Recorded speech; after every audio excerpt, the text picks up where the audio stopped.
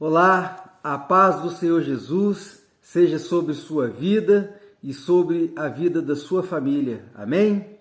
Meus irmãos, glória a Deus, estamos novamente aqui para trazer mais uma pequena reflexão e meditação na palavra do Senhor, para estarmos juntos, crescendo em novidade de vida, juntamente com o nosso Criador, porque a palavra diz que onde houverem dois ou mais o nome dele, ali ele estaria.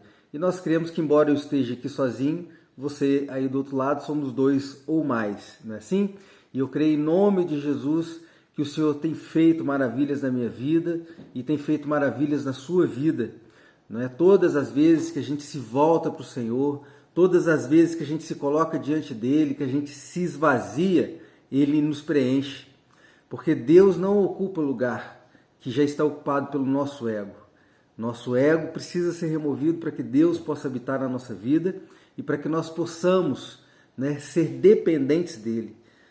Toda vez que a gente coloca o nosso ego à frente de Deus, que nós deixamos de ser dependentes dele e declarar com a sua língua que você é dependente, é necessitado da graça de Deus, que você vive pela fé, vive em busca da justiça de Deus, e com certeza Deus se faz presente na sua vida, os anjos do Senhor estão a guardar a sua vida, o Espírito Santo habita na sua vida e ele fala com o seu coração, com a sua mente por meio da lembrança da palavra dele. Amém? Meus irmãos, hoje nós damos continuidade ao nosso estudo bíblico, ao nosso devocional.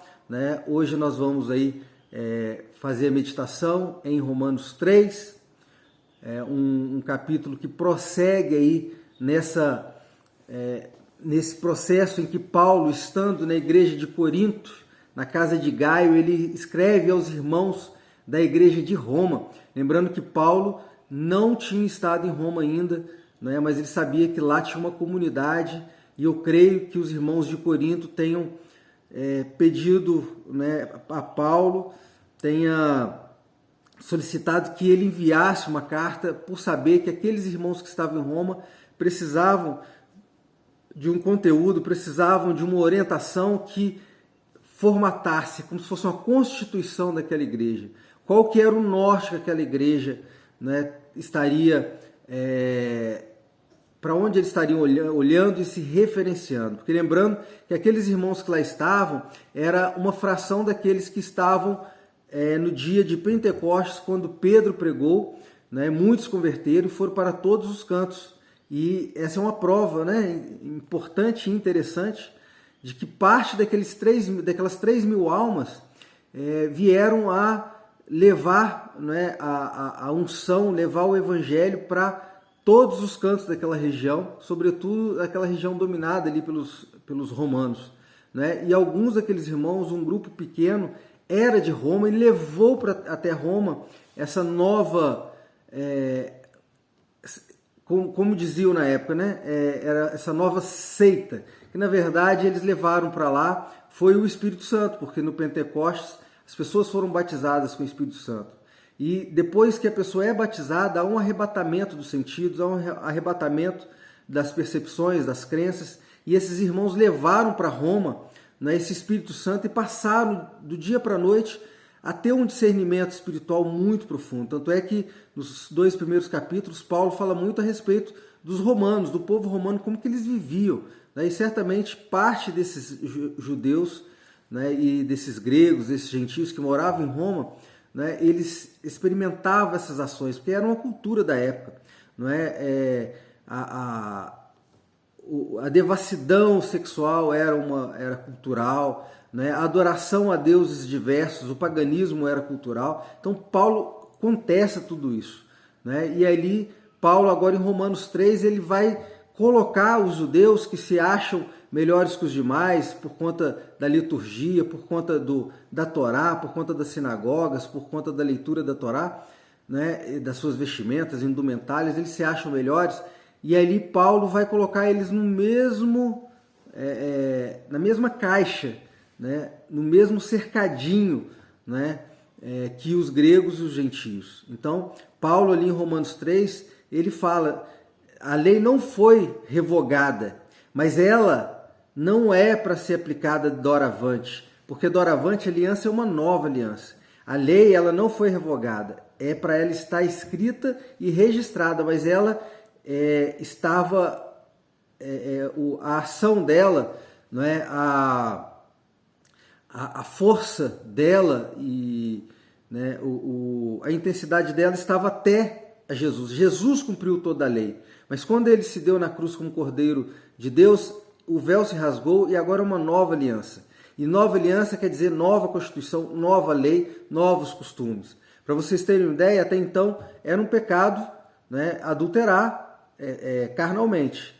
Doravante, a morte de Cristo, o simples ato de pensar em desejar já comete adultério. Então, assim, é um tempo novo, mas com uma lei mais reforçada, uma lei mais endossada, né? Só que tudo aquilo que na lei, estava na lei, que precisava ser reforçado, que precisava ser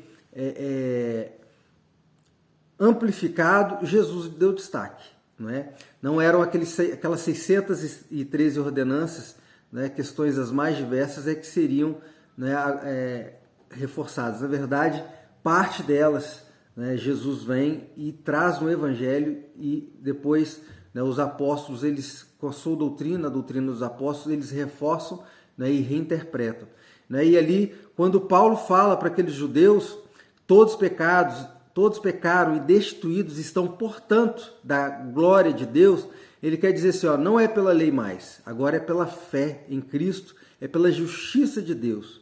Então, lei versus fé, lei versus justiça de Deus, né? Todos pecaram, não há um justo sequer, ele fala em Romanos 3. Então, se não há um justo sequer, né, qual que é o remédio?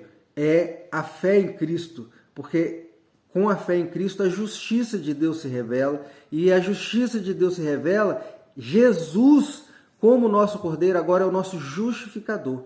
Então, né, Paulo deixa bem claro em Romanos 3, essa questão de, né, como se ele dissesse para os judeus, abandonem a velha aliança. Né? Agora nós estamos numa nova aliança.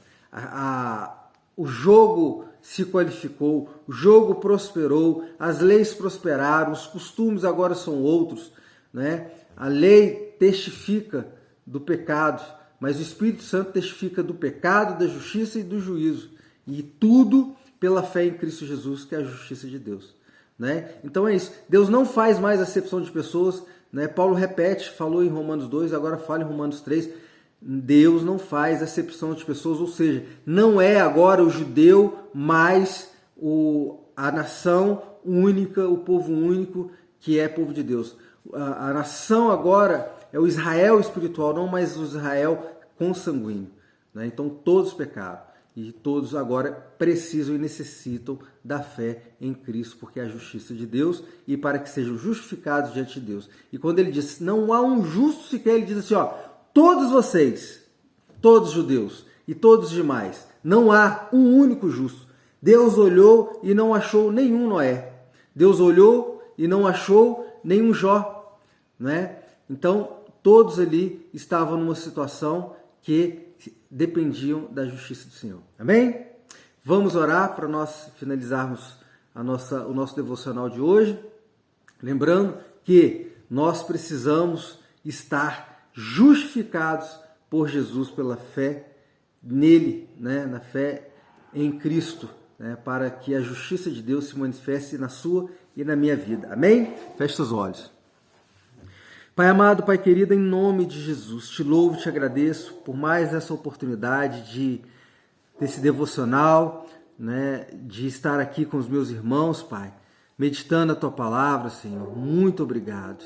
Obrigado, Pai, porque nós podemos todos os dias, ó Deus, estar aqui com um tempo reservado para o Senhor, lendo a Tua palavra, extraindo dela ensinamento para a nossa vida, extraindo dela orientação para o nosso viver, para nossas atitudes e a nossa conduta. Pai, quero te agradecer pela minha vida, quero te agradecer pela vida da minha família, mas sobretudo, ó Deus, quero agradecer pela vida de cada pessoa que me acompanha aqui nessas orações. Eu abençoo, Deus, a vida de suas famílias, seus familiares, e que nós possamos estar todos justificados por Jesus Cristo. Em nome de Jesus, nos dá um dia de paz e de alegria. É o que nós pedimos, já te agradecemos. Amém. Meu irmão, Deus te abençoe.